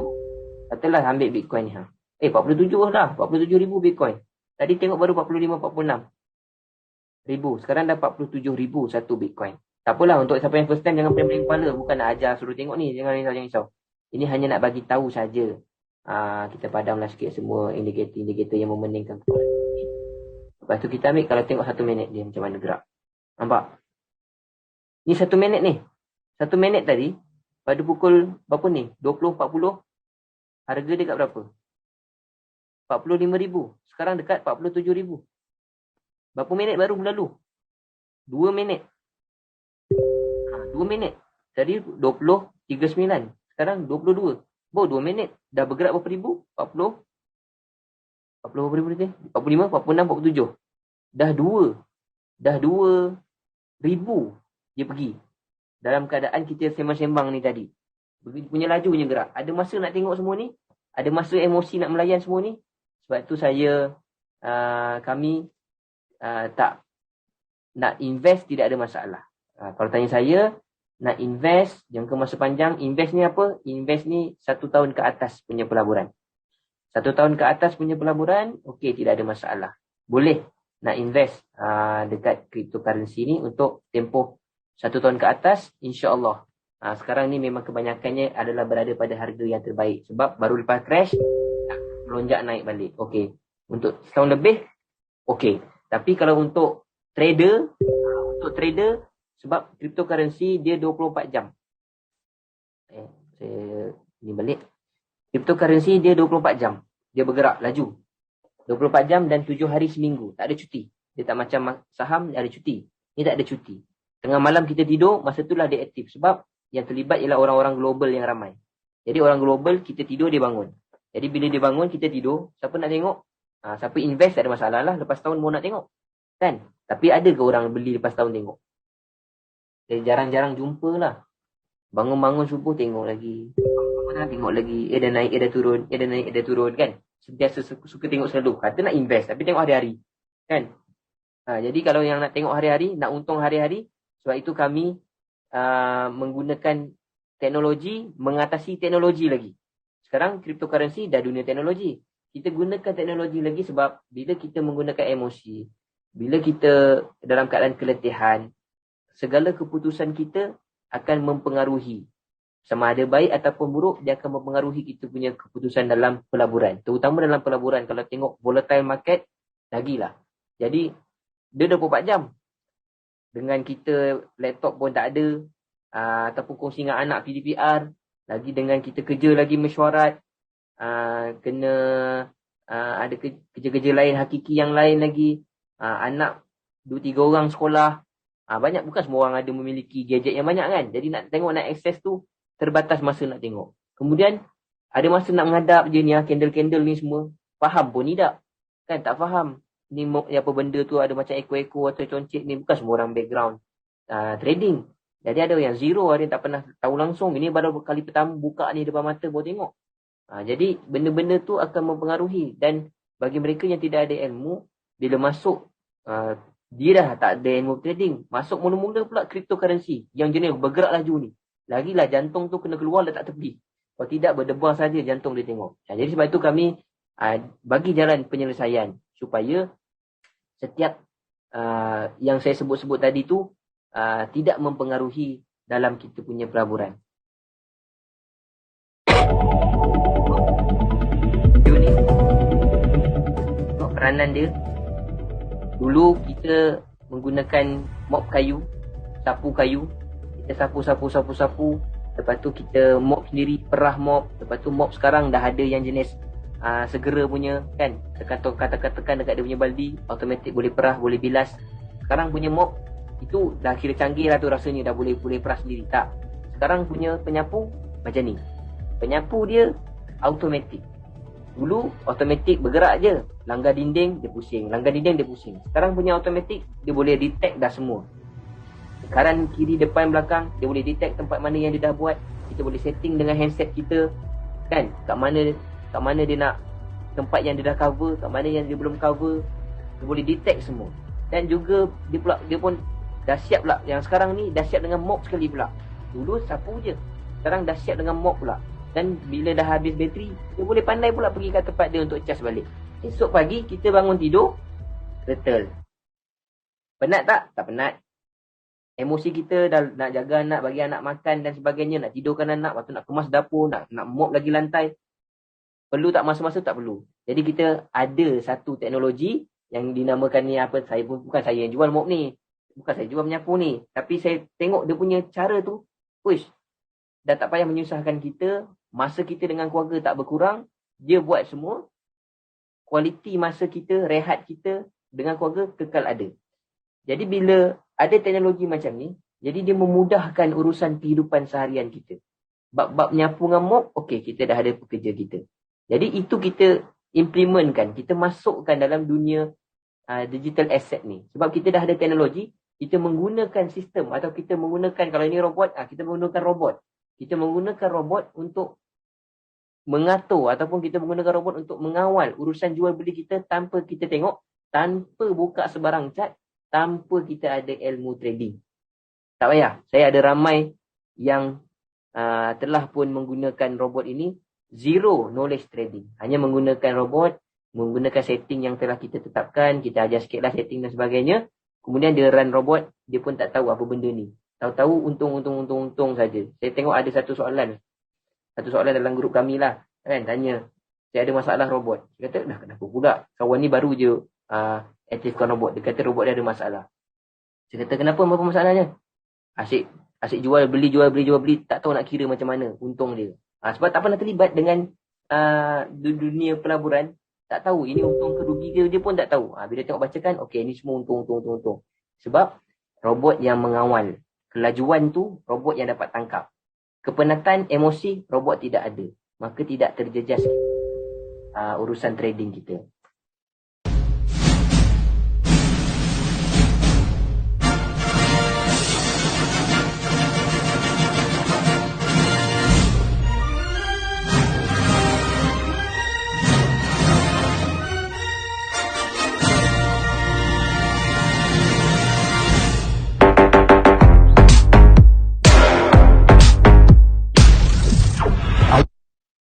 Okey, jadi kita gunakan robot yang dinamakan Royal Q. Robot yang dinamakan Royal Q untuk menguruskan tadi. Dan cerita panjang tadi tu untuk bagi faham juga kan, kita bukan beli nombor. Kena ingat tu. Ni katalah apalah susah-susah cerita banyak, cerita pasal robot je lah. Tak nak. Nanti orang ingat dia beli nombor.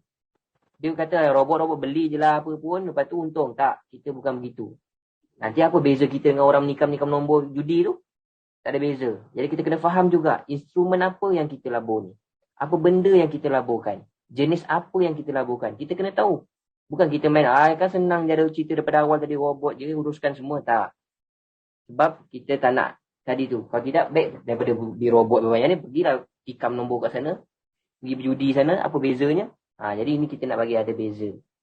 Supaya kita tidak berjudi dalam pelaburan ni, kita guna robot judi pula. Nampak macam naik ni, okey tekan. Tak. Kita kena tahu juga apa keterlibatan kita dalam pelaburan agar kita tidak sama dengan orang-orang yang di luar sana. Robot, kita pakai nama dia Royal Q. Royal Q ni robot yang ada. Sebenarnya ada banyak robot yang berada dekat pasaran. Saya cerita ringkas je lah ya, sebab jam pun aku 11. Saya cerita ringkas saja.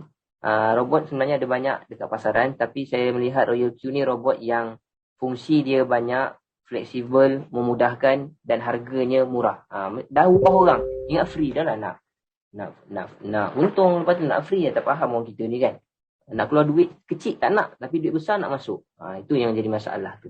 Maaf lah meletih sekejap. Jadi robot ni sebab apa kita guna robot? Tadi sebab tak cakap nak trade sendiri. Cryptocurrency laju. Kalau siapa nak trade memang power lah, boleh trade sendiri. Memang hebat lah. Tapi kalau untuk invest, swing trader, 1-2 minggu, sebulan, tak ada masalah. Tapi kalau 1 minit beli, minit kedua jual, minit ketiga beli, minit keempat jual, nanti saya tunjuk. Sepanjang kita bercakap ni, berapa transaksi robot saya yang saya pakai ni, berapa transaksi dia dah buat, dan berapa kekerapan yang dia buat dalam sambil-sambil kita cakap ni, sambil-sambil kita bersembang ni. Kedua, tidak ada emosi. Robot dia ikut je setting kita. Kalau selagi setting kita tu okey, tak ada masalah, robot akan follow. Atau kita tadi nampak merah, kita jual lah takut. Tak ada, robot tak ada. Merah, kalau kita setting kita kata merah beli lagi, dia beli lagi. Kalau merah beli lagi, dia beli lagi. Bila dah guna robot ni, baru berani guna kaedah robot ni dekat saham. Dulu saham kalau turun biar je. Naiklah balik, tiup, naiklah, naik. Kan? Tapi kita tak buat pun average down ni. Beli lagi kat bawah, tak ada. Tapi bila guna robot ni, kenapa tak guna teknik ni daripada dulu ya? Teknik tu ada tapi tak berani nak beli. Tak berani nak pakai. Sebab kita tak faham lagi konsep average dan sebagainya. Setting robot, tak ada masalah, kita akan settingkan bersama untuk guna robot ni. Dan tinggal tekan run lah untuk coin-coin yang telah kita pilih.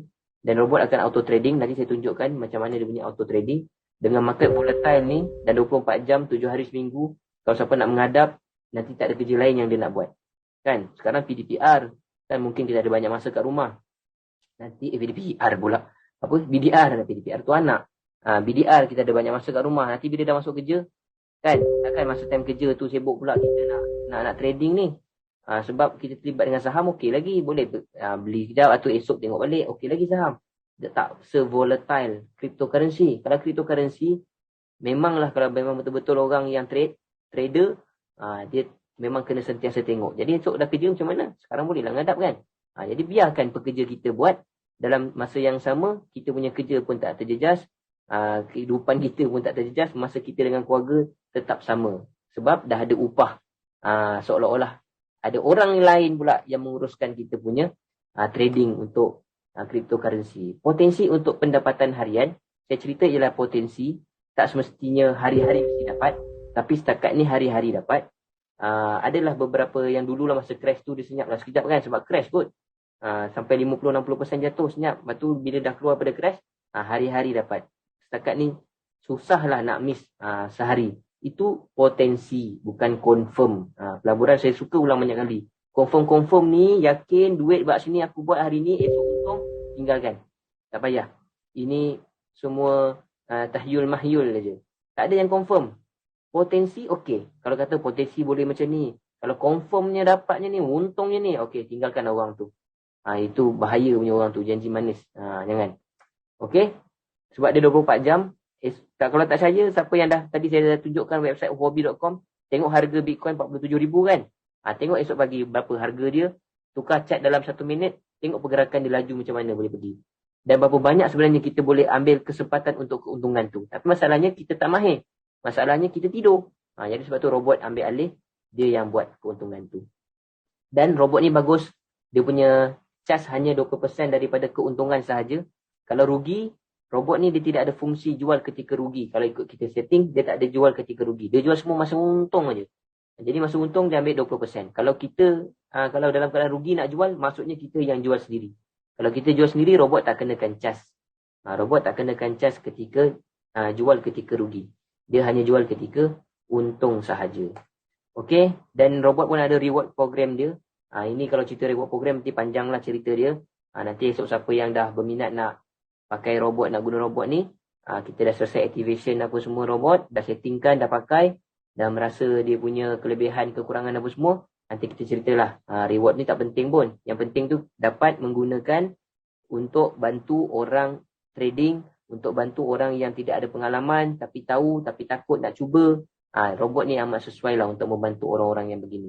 Siapa yang terror trading ni, dia antara dua je guna robot. Makin bagus atau makin jam. Sebab tangan dia gatal nak usik.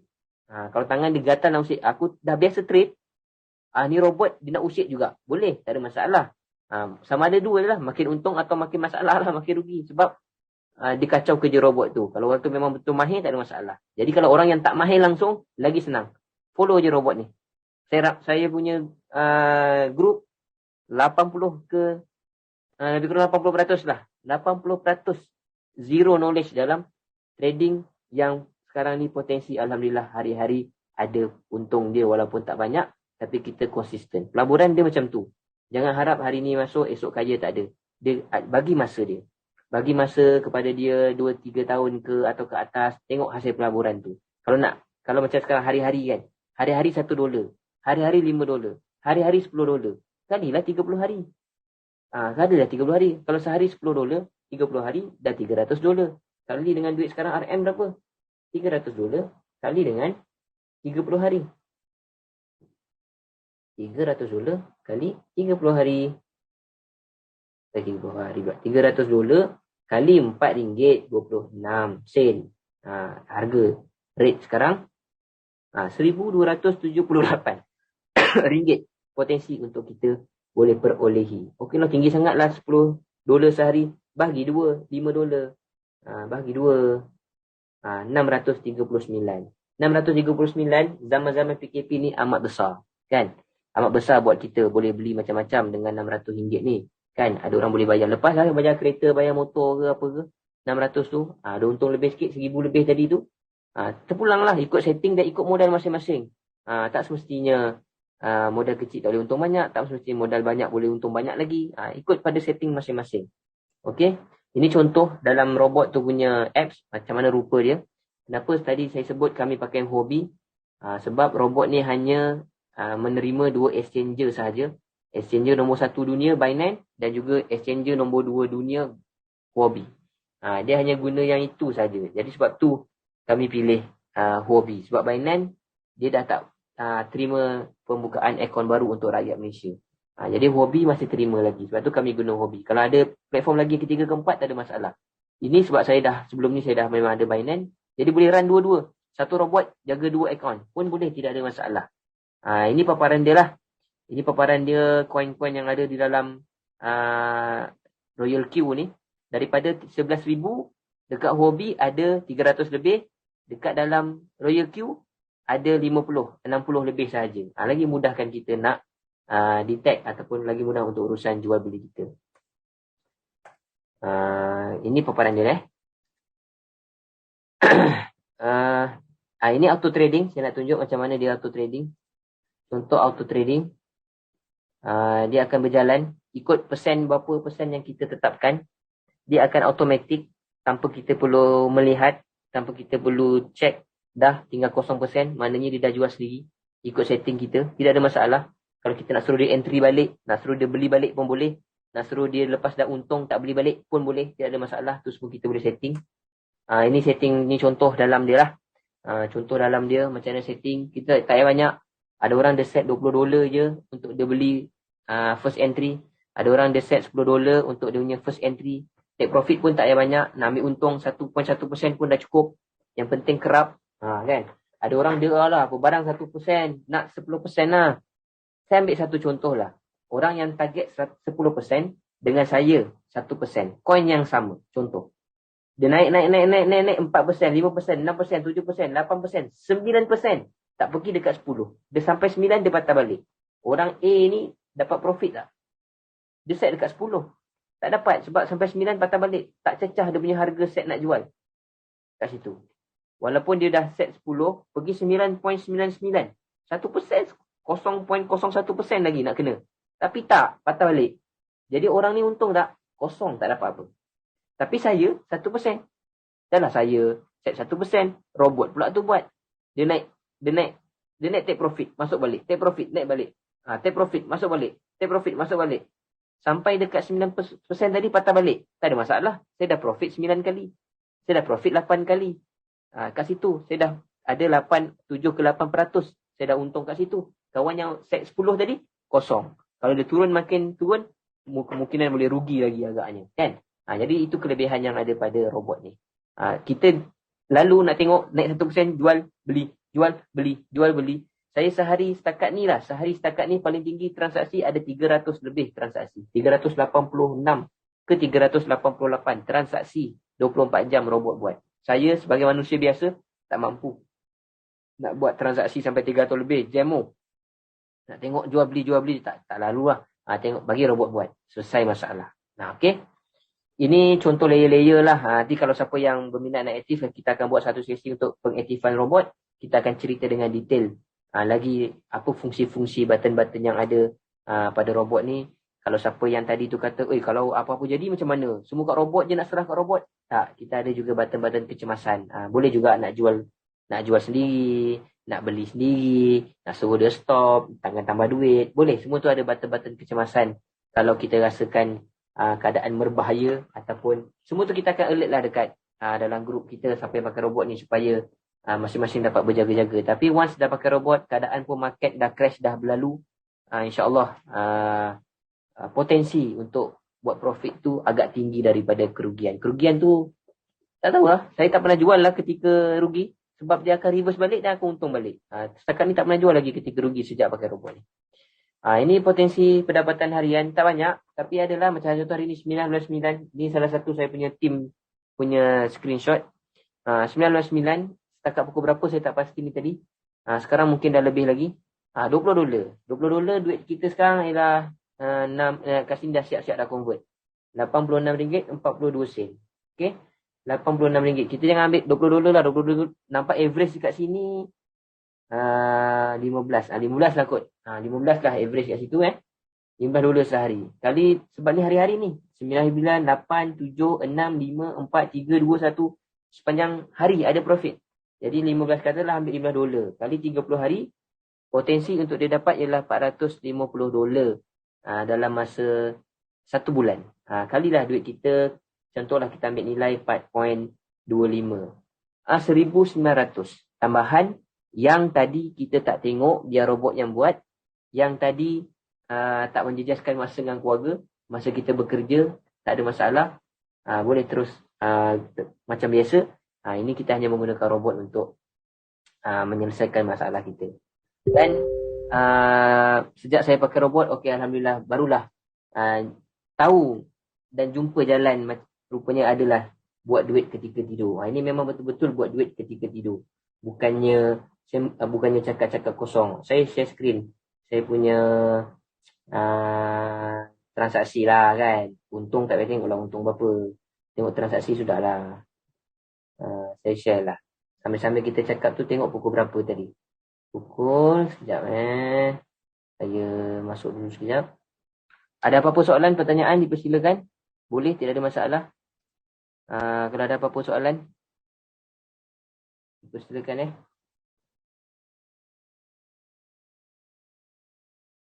Tak ada soalan Bagus, tak ada soalan. Sekejap.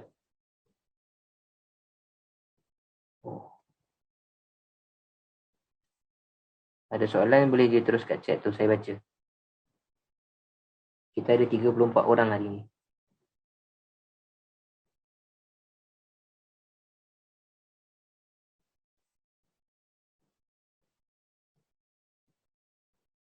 Okey. Saya share screen. Okey. Sambil-sambil cakap tadi, ada berapa banyak ni transaksi ni? Ni semua jual untung ni.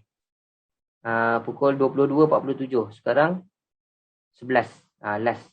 Ni pukul 10.47, 10.44, 10.29, 10.27, 10.25, 10.2 minit, 9.53.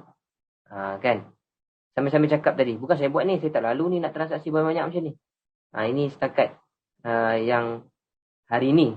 Hari ni pada bulan berapa ni? Hari ni 197 transaksi yang robot buat. Bukan saya buat. Kalau saya mungkin 1-2 transaksi sudahlah, dah untung 2 kali sudahlah. Ini 197 transaksi. Ada yang tanya zakat kira macam mana? Dekat Perlis dia dah ada zakat Bitcoin. Dekat Selangor belum ada lagi. Dikira sebagai zakat pendapatan pun boleh atau zakat perniagaan. Zakat dekat Perlis dah terima. Dekat Perlis dah ada zakat untuk digital asset. Dekat negeri lain belum. Mudah je pergi je lah. Sebab semua ada rekod. Tidak ada masalah. Dulu-dulu saya bayar zakat. Dulu-dulu saya tak pernah bayar setahun sekali. Sebab takut dah 12 bulan. Takut nampak tinggi jadi tak mampu nak bayar. Saya bayar sebulan sekali. Saya bayar sebulan sekali sebab kadang-kadang kita ada jual perkasam lah, jual itulah, jual inilah kan. Jadi pendapatan tu tak sama. Jadi catat, kira sendiri. Kemudian pergi lembaga zakat, kira, okey bayar zakat setiap bulan. Tapi bila sejak pakai robot dan sejak terlibat dengan saham, saya bayar setiap minggu. Sebab takut transaksi tu jadi banyak sangat. Nanti bila dah sebulan sekali, bayar pun rasa tinggi juga. Jadi saya bayar setiap minggu. Ahad je, sekarang dah boleh online. Ahad je, kira transaksi semua, untung berapa, saya tak tolak. Nisab Selangor saya tak tolak. Kan biasa dia kena tolak dulu kan. Dia tolak dulu baru kali 2.5 baki tu. Saya tak tolak. Jumlah semua, terus je kali 2.5, dah bayar zakat. Lebih tu, kodok lah saya punya zakat ke, sucikan harta yang lain ke, ada culas ke apa ke. Kodok lah dekat situ. Ataupun zakat ada tak cukup dulu-dulu, kodok kat situ. Sebab ada orang dia suka potong gaji. Kan? Ada orang juga suka potong gaji. Tapi dah 10 tahun kerja, tak pernah revise. Reserve. Apa bunyi dia? Tak pernah semak balik. Tak pernah semak. 10 tahun kerja, angka bayar zakat tu sama. Potongan tu tak pernah usik. Logik tak? Mana logik? Nisab pun berubah. Kan? Nisab pun berubah. Gaji pun berubah. Semua berubah. Tapi 10 tahun kerja, potongan zakat dia langsung tak pernah check. Gaji makin naik. Bayar zakat takat tu juga dah 10 tahun. Tambahan lain pun tak ada buat. Jadi kalau siapa yang potong gaji, tak ada masalah. Potong-potong lah. Lepas tu yang mana tambahan, kiralah lain. Kan? Tapi saya tak potong. Sebab ada pendapatan-pendapatan yang kita nak kira-kira sendiri. Ahad je bayar online. Kan? Tak payah pergi kaunter pun kan. Bayar online. Okay, ada soalan lain? Kalau ada, Atom laju. Oh, ni tadi. Ya, Atom pun antara koin-koin yang laju. Okey. Untuk siapa yang berminat nak register free, register untuk Huobi, register untuk robot free. Kawan yang bagi link untuk invite pada malam ni, tanya dekat dia. Nak link tu untuk register free. Yang nak activate robot, baru dia akan ada bayaran. Untuk sewa robot. Robot ni umpama kereta. Dia ada road tag yang perlu di renew setahun sekali road tag dia. Sekarang masih lagi 100 USD setahun. Orang kata, 100 USD setahun. Ya, nampak mahal kan? 100 USD setahun kali 12. Kali 12. Asyik salah kira ke ni mana ni? Bahagi 12. 8.3 USD sebulan. 8.3 USD sebulan kali 4.25. Baru RM35 sebulan. RM35 sebulan. Tak payah nak penat-penat fikir nak trading. Tak payah nak penat-penat fikir nak jual macam mana apa semua. Dan setakat ni ada yang 1 bulan dah settle dah duit robot, 2 bulan, 3 bulan. Bergantunglah pada masing-masing punya modal kan. Semua bergantung pada modal masing-masing kan. Sewa robot ialah satu bab. Untuk modal trade, bergantunglah kepada yang nak aktifkan tu. Modal dia nak pakai berapa untuk dia trade. Tapi 100 sekarang ni 100. Tapi start hari ni 9.9 120 termasuk duit minyak.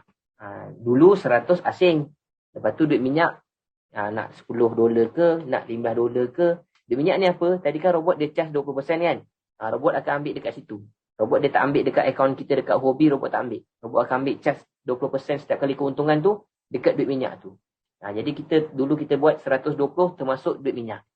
Jadi kalau siapa yang tak ada 120, mahal lah 120, saya ada 115 je. Okey, boleh 115. 15 pun tak ada, 110. Okey, 110. 10 tu duit minyak. Tapi sekarang dia dah buat 120 termasuk duit minyak. Termasuk duit minyak. Seingat saya sampai habis bulan ni ke bulan depan. Lepas tu dia terus 120 ialah untuk robot. 120 ialah untuk robot, duit minyak asing. Maksudnya dia dah naik 20 USD.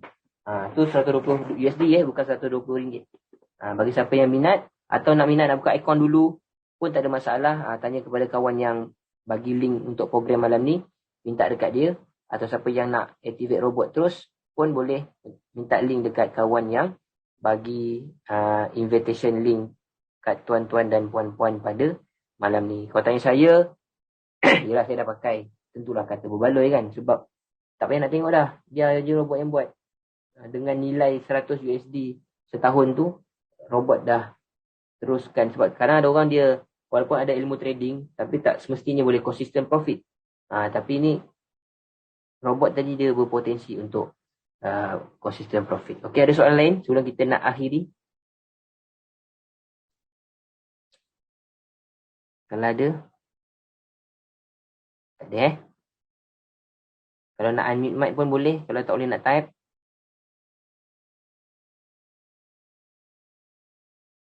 Ke saya block orang unmute mic. Cuba seorang unmute boleh tak? Siapa ada dalam ni? Sekejap. Ada. Boleh. Boleh. Okey. Tinggal nak beli je ni. Ingat tidur jadi. Senyap je. Okey Okey, jadi saya kira sekadar tu saja. Ini sesi asas saja. Kan sesi asas saja sebab nak cerita detail pun nak buat apa? Trade pun robot yang bagi, kan? Robot yang buat, kan? Cuma kita ada juga sesi-sesi untuk detail, nak kenal coin macam mana, nak belajar chart. Kita ada buat juga sesi-sesi percuma, tak ada bayar pun. Pada orang yang dah activate robot ni, kita nak pastikan berbaloi dia robot tu. Sebab ada orang pakai kan nanti tak baloi nak buat apa kan. Jadi walaupun robot ni dia bantu kita untuk trading, tapi tadi tu nak mengelakkan daripada ada unsur-unsur perjudian tadi, macam beli nombor pula. Jadi kita sebab tu ada sesi-sesi macam ni untuk tahu, bagi pengenalan juga. Kita pakai ni, kita beli ni apa dia. Okey, kalau tidak ada apa, terima kasih banyak yang bersama pada malam ni. Mudah-mudahan tak masuk dalam mimpi. Robot ni dalam mimpi, robot tu suruh beli ke, suruh cancel ke, doalah banyak-banyak, minta petunjuk supaya adakah okey ke tak okey ke. Terpulang, ini bukan paksaan pun, tak ada masalah pun. Nak beli ke tak ada beli tu tak ada masalah. Kita bukan ada konsep MLM kat sini, mesti lepas ni siap lah follow up hari-hari. Nak beli tak ada. Nak beli tak nak beli sudah. Nak pakai tak nak pakai sudah. Nak sewa tak nak sewa sudah robot ni. Sebab kami sewa ke, orang tak sewa ke, orang beli ke, tak beli ke, jadi ke tak jadi ke, kami tetap buat profit juga hari-hari dengan robot. Bukan buat profit dengan duit orang nak join ni. Okey? Wallahualam. Terima kasih banyak untuk sesi kali ini. Mudah-mudahan kalau tak dapat banyak, ada sikitlah manfaat kepada semua yang hadir. Wallahu a'lam. Aqulu qouli hadza wa astaghfirullahal azim li wa lakum. Wassalamualaikum warahmatullahi wabarakatuh.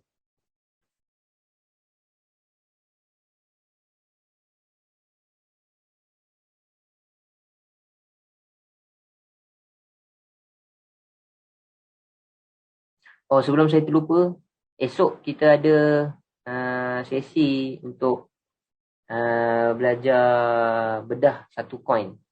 Kalau siapa yang berminat, tanya dekat kawan-kawan yang invite ni, minta dia link tu. Free, itu pun free juga. Pukul 9.30 malam. Waktu yang sama. InsyaAllah. Terbaik Ustaz Isam.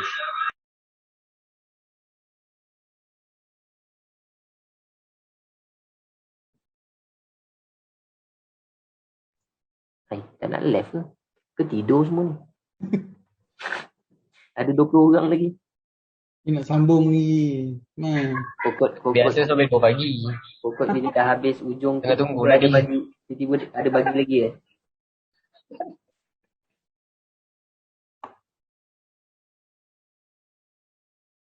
Esok tugas kan. Siapa yang tugas tu bolehlah tidur. Siapa tugas esok? Berapa dolar Sam hari ni Sam? Ini tak banyak kan? Ya tu. Iyalah tu. Sama sangat. Ya dia punya tak banyak tu. Dekat Apa Sam? Tak tahu. 20 lebih je. 20 lebih je Aduh. Siapa tu ha? Tak. Okeylah aku berlalu.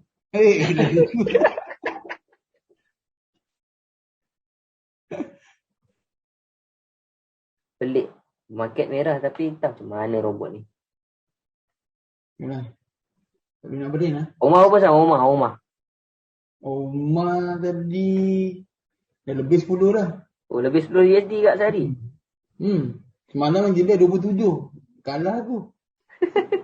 27 USD. Semalam. Semalam dah merah.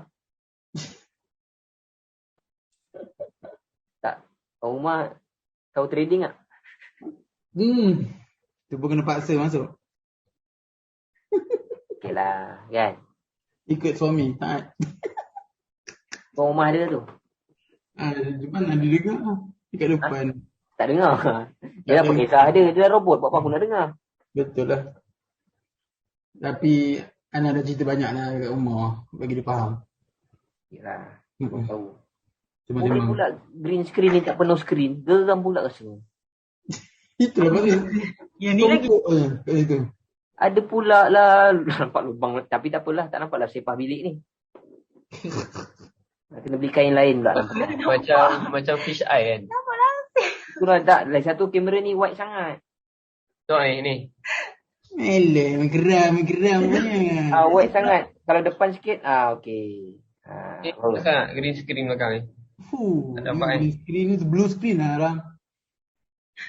Sorry lah bilik aku sepah sikit macam. Cik. Ya Sam. Jap. Nak tutup komputer. Cik. Yo, je. Aku buka kan Madinah kan. Dah sampai Madinah ni. Mana remote ni? TV belakang ni. Aduh. Okey. Jaga baik. Terima kasih. Right. Terima kasih. Lagi. Terima kasih teman. Baik. Jumpa lagi insyaAllah. Okey. Assalamualaikum.